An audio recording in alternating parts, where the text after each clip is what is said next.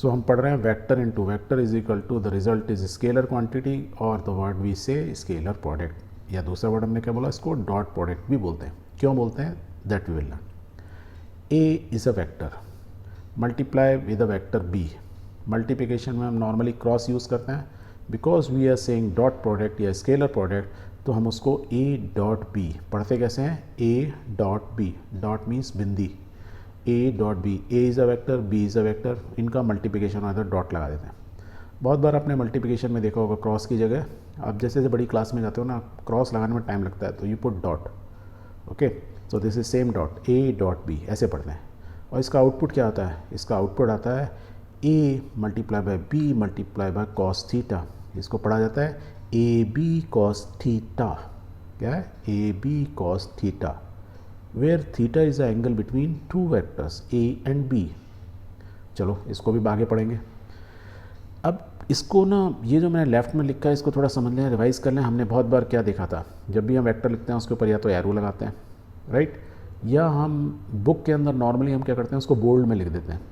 तो बिना एरो के यदि मैं बोल्ड में लिखा हुआ है that means it is a vector A, उसमें एरो की लगाने की जरूरत नहीं है, बोल्ड में है ये। बी है जैसे वेक्टर, उसके ऊपर एरो लगाया, या मैं खाली बोल्ड लिख दूँ that means A and B are vector. तो यहाँ पे ए और बी, ए डॉट बी क्या है, ये दोनों वेक्टर। वेयर एज यदि मैं बिना बोल्ड का ए लिखूँ, इसका मतलब क्या होता है, it is a magnitude of A, so it is a scalar quantity without direction. सो देखो यहाँ पे ये क्या है, is a magnitude of A, that means ये, और सिंपल ए लिख दिया means is a scalar quantity, okay. B को यदि स्मॉल लिखा है, इसका मतलब बोल्ड नहीं लिखा है मैंने, अदरवाइज ऐसे लिखना पड़ता मैग्नीट्यूड ऑफ बी, तो B is a scalar quantity. So ये दोनों वाले मेरे वेक्टर हो गए, ये दोनों मेरे स्केलर हो गए। अब देखो ए और बी क्या है, दोनों वेक्टर थे, इनका मल्टीप्लिकेशन किया, मल्टीप्लिकेशन का साइन क्रॉस की जगह हमने डॉट लगाया, तो रिजल्ट क्या हो रहा है मेरा, स्केलर प्रोडक्ट। स्केलर प्रोडक्ट क्योंकि क्या है, देखो A is a scalar quantity, B is a scalar quantity, magnitude है ए और बी का विदाउट डायरेक्शन।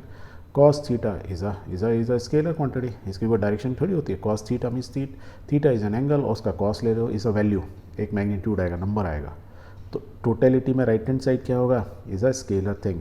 तो इन दोनों का मल्टीप्लिकेशन जो फाइनल प्रोडक्ट आया कैसा था, scalar, that is why it is called scalar product.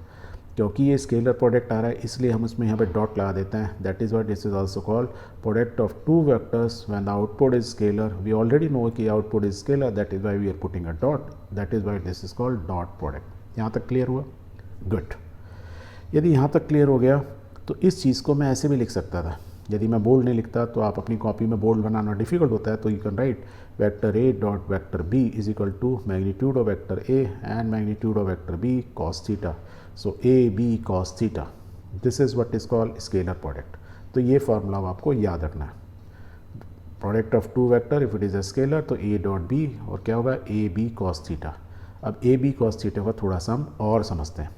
So A is a vector, right, so let's say this is a line and this is another vector, line means a vector, so this is a vector A, another is vector B, and इन दोनों के बीच में there is an angle called theta। तो इनके magnitude भी difference हैं क्योंकि इनकी लेंथ डिफरेंट है, डायरेक्शन भी डिफरेंट है, that is why vector A is this and another vector is B, तो दोनों वेक्टर के बीच में क्या एंगल है, थीटा। तो जब भी हम ए बी कॉस थीटा बोलते हैं तो A magnitude of A multiply B और theta is the angle between two vectors, right, okay. अब एक काम करते हैं, वेक्टर बी जो है ना, इसके हम कंपोनेंट निकालते हैं। तो इसको यदि एक्स डायरेक्शन है, ये वाई डायरेक्शन है, तो हमको किसी भी वेक्टर को रिजॉल्व करना बहुत ईजी है।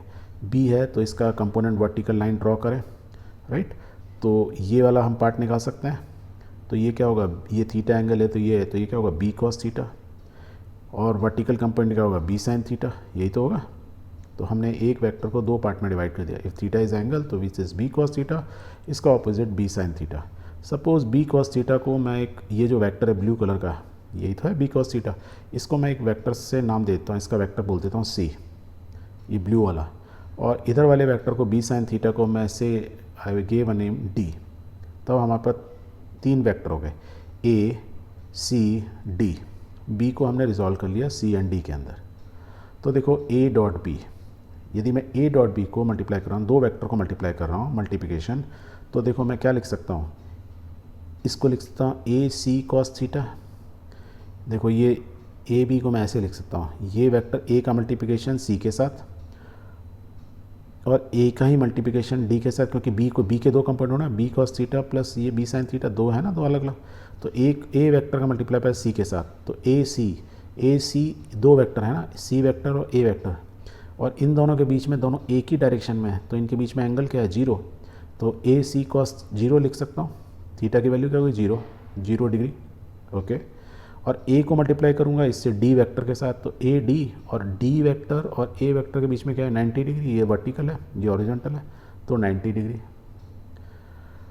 अब आपको मालूम है कॉस जीरो की वैल्यू क्या होती है, कॉस जीरो मीन्स 1, तो ये तो क्या हो जाएगा, ए सी खाली।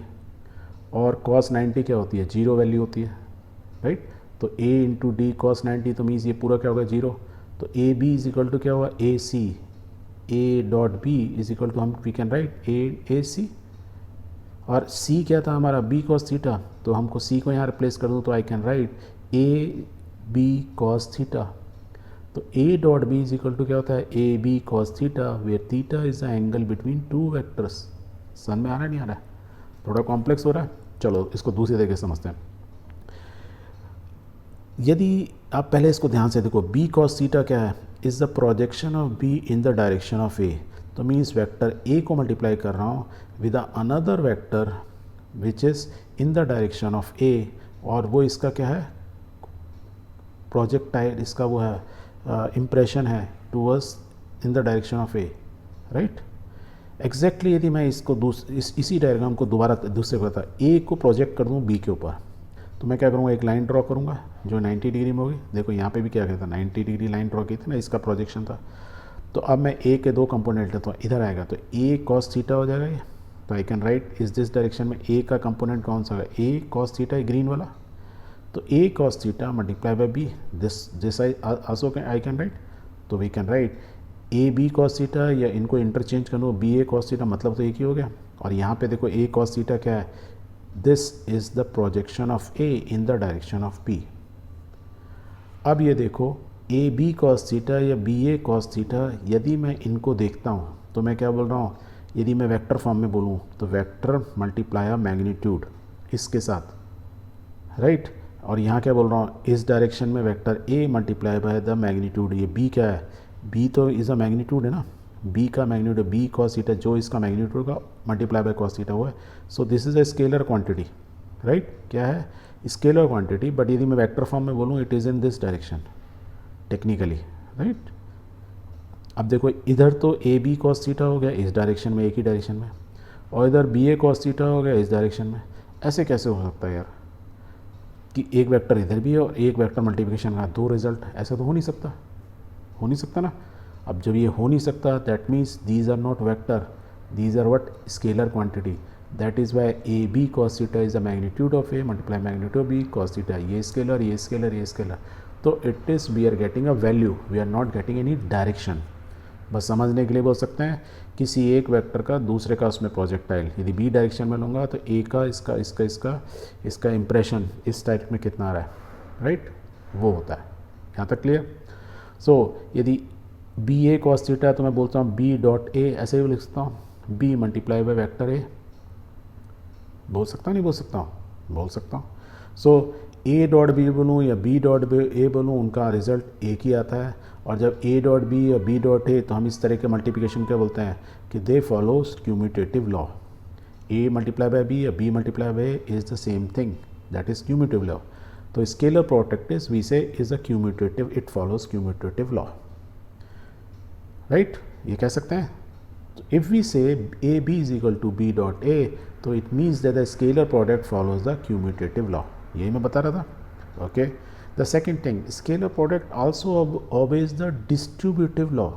अब डिस्ट्रीब्यूटिव लॉ आपको मालूम है, A dot B plus C करूँगा तो इसको डिस्ट्रीब्यूटिव लॉ में क्या हुआ, A dot B plus A का मल्टीप्लाई सी के साथ ए डॉट सी, तो ये दो भी सेम ही होते हैं। Clear, very good. Further A dot lambda B means इससे लैम्डा से रियल नंबर से मल्टीप्लाई किया बी वेक्टर को, तो मैं इसको लैम्डा ए डॉट बी भी लिख सकता हूँ। This is also okay, there is this scalar product follows this, no issue, where lambda is a real number greater than 0। यदि हम यूनिट वेक्टर्स की बात करें आई जे के, यू रिमेंबर यूनिट वेक्टर क्या होता है, X axis Y axis that direction के अंदर वन यूनिट वेक्टर, तो जो जिसकी यूनिट वन हो वो आई, इसको जे, इसको के से रिप्रेजेंट करते हैं। और किसी भी चीज़ को यदि मैं आई जे के से मल्टीप्लाई कर दूंगा तो उसका मतलब ये है कि I am talking about that particular direction. So एक वेक्टर को यदि हम बात करें या यदि यूनिट वेक्टर को देखें एक दूसरे मल्टीप्लाई करें, कौन सा प्रोडक्ट लें, डॉट प्रोडक्ट लें, तो I dot I, J dot J, के डॉट डे, ये सब एक दूसरे बनाए is equal to one. Why? Because हम दो वेक्टर हैं, आई दो वेक्टर लिए जो कि सेम ही डायरेक्शन है, जिनका मैग्नीट्यूड 1 1 है, बट इनके बीच में एंगल क्या है, आई सेम 0 डिग्री। तो A B cos theta, formula कौन सा याद रखना है, ये वाला, A B cos theta. Cos theta की वैल्यू 0, कॉस थीटा इज 0, तो कॉस थीटा की वैल्यू क्या होगी 1। तो that means I dot one, और इसका मैग्नीट्यूड 1 ही होता है, तो I means magnitude I, that is why it is 1। So the dot product of unit vector is always 1, but यदि आई इंटू जे और जे इंटू के और के इंटू जे कर दिया तो it is 0। Why? Because in unit vector के बीच में कितना डिग्री का एंगल है, 90, और cos 90 की वैल्यू क्या होती है, 0, that is why it is 0। किसी भी वेक्टर को हम आई जे के ऐसे लिख सकते हैं, A x I plus A Y J plus A Z के, ये हमने सीखा था। ऐसे ही मैं कोई एक और वेक्टर ले लूँ बी वेक्टर, तो वही हो सकता है। अब एक वेक्टर ये है, एक वेक्टर ये है, मुझे क्या निकालना है, scalar product A dot B. तो कर लो यार, बहुत ही सिंपल है, ए डॉट बी, तो वेक्टर ए लिख दो मल्टीप्लाई बाय वेक्टर बी, इसको इससे मल्टीप्लाई करो, सारे को ए एक्स आई को पूरे तीनों से मल्टीप्लाई करो, ए वाई जे को इन तीनों से मल्टीप्लाई करो, ए जेड के को तीनों से मल्टीप्लाई करो। तो देखो आई को आई से करोगे तो 1 हो जाएगा, पर आई वाले को जे वाले से करोगे तो क्या होता है, 0। दैट मीन्स इसको मैं इन दोनों से मल्टीप्लाई करूँगा तो ये तो दोनों 0 ही हो जाएंगे। एग्जैक्टली सेम वे में जे वाले को जब आई से करूँगा और के से करूँगा वो तो 0 हो जाएंगे, सिर्फ बी वाला बचेगा। तो ultimately what I am getting is A X B X plus A Y B Y plus A Z B Z. ये जो ऊपर में दिया हुआ है इसको समझते हुए जब आप इसको सॉल्व करोगे, बिकॉज आई इंटू जे, कोई भी वेक्टर आई और जे उनके बीच में 90 डिग्री है, तो वैल्यू क्या होती है, 0, दैट इज़ वाई सब 0 हो गए। और आई इंटू आई जे को ए एक्स आई इंटू बी एक्स आई मल्टीप्लाई होंगे 2 आई हो गए, उनकी वैल्यू क्या होती है 1, वो तो 1 हो गए। A X is a magnitude, B X is a magnitude, so A X B X just एक नंबर आ गया, स्केलर क्वांटिटी आ गई। सो ए डॉट बी आपने जब मल्टीप्लाई किया, देखो इसमें कोई डायरेक्शन नहीं बची, क्योंकि आई जे सब मल्टीप्लाई होकर आइदर 1 या 0 हो गए। तो it is again a scalar thing, that is why we are saying the product of two vector is a, in this particular case is a scalar quantity, that is why it is a scalar product. अब यदि ए और ए को भी multiply करते हैं, A dot B है ये, तो मान लो सेम वेक्टर को मल्टीप्लाई कर, जैसे आई इंटू आई किया तो ए डॉट ए कर सकते हैं, let's do it. So A dot B is equal to, ये हमको याद रखना होगा, ये फॉर्मूला याद है, ओके। दूसरा क्या याद रखना है, A dot B is equal to क्या होता है, ए बी कॉस थीटा। तो दो फार्मूला भी आपको याद रखना है। यदि ये दोनों फार्मूला याद हैं, let's find out the dot product of A dot ए। और ए एक वेक्टर क्या है, ये वेक्टर है, इसी को सेम वेक्टर से खुद मल्टीप्लाई कर देना है, तो लेट्स मल्टीप्लाई। तो क्या होगा, ए एक्स यहाँ पे क्या था, बी था पहले वाले केस में, तो बी एक्स आ रहा था, इस केस में क्या होगा, सब ए से रिप्लेस हो जाएंगे, तो let's replace it. So A dot A is equal to A X square plus A Y square plus A Z square, ठीक है। तो dot product of two vectors is A X square plus A Y square plus A Z square. ये कुछ याद आ रहा है आपको, याद करो, this is my vector A, जिसके कोऑर्डिनेट हैं A X A Y A Z, जो अल्फ़ा बीटा गामा एंगल बना रहा है, यही तो एक वेक्टर है।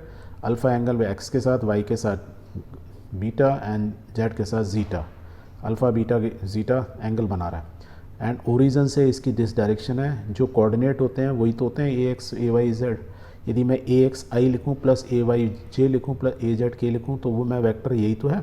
इसी वेक्टर को, तो लाल कलर की जो एरो है इसी डायरेक्शन को बता रहा है कि उसका ओरिजिन से है, यहाँ से है, और direction this is the direction, किस तरफ कहाँ जा रहा है, इस ए X A Y A Z तक जा रहा है। और यदि मैं इसको एंगल देखूं तो वो angle X axis Y axis, ये हमने प्रीवियस क्लास में पढ़ा था, यहाँ तो कोई कन्फ्यूज़न नहीं, ओके। यदि ये कन्फिगरेशन है तो पाइथागोरस थ्योरम से आपने पढ़ा था, यदि मुझे इसका मैग्नीट्यूड निकालना है तो मुझे मालूम है ए X square plus A Y square A Z square क्या होता है, इज़ ए स्क्वायर, ये हमने पढ़ा था, वेरी गुड। यदि ये पढ़ा था तो हम क्या बोल सकते हैं, A dot A is equal to A square, A dot A is equal to A square, very good. या ये मेरे को फॉर्मूला है A B is equal to A B cos theta, ये याद है, तो we can write A dot A is equal to A into A A magnitude of A magnitude into cos theta, और ए और ए के बीच में एंगल क्या है, थीटा की वैल्यू 0, कॉस 0 कितनी वाली होती है 1, यदि ए 1 है तो क्या होगा A into A, again it is A into A, और इसको क्या बोल सकते हैं ए स्क्वायर। तो देखो ये स्क्वायर हुआ या, और हमने ए डॉट ए निकाला था ये, तो यही चीज़ सेम चीज़ ही तो आ गई है कि नहीं। Very good. Now let's take if A dot B is equal to 0, कोई बोलता है product of two vector A and B is equal to 0, इसका मतलब क्या हुआ, इसका मतलब ये हुआ यदि कि ये दोनों एक दूसरे के परपेंडिकुलर हैं। ये मैं कैसे बोल दे रहा हूँ, very easy, A dot B आपको फॉर्मूला मालूम ही था ये वाला, तो we can write A B cos theta. अब देखो ए का मैग्नीट्यूड, एक वेक्टर ए है और एक वेक्टर बी है, इनका कुछ मैग्नीट्यूड तो होगा, वैल्यू तो होगी, तो ए भी जीरो नहीं होगा, बी भी जीरो नहीं, बचेगा क्या, इसको जीरो करने के लिए ए डॉट बी का जो प्रोडक्ट है, जो आंसर है वो जीरो करने के लिए कॉस थीटा की वैल्यू क्या होनी चाहिए, जीरो, और कॉस थीटा जीरो होगा कभी होगा जब थीटा की वैल्यू क्या होगी 90, दैट मीन्स ए और B vector are perpendicular to each other. So whenever we say the dot product of two vector is zero, that means both the vectors are perpendicular to each other.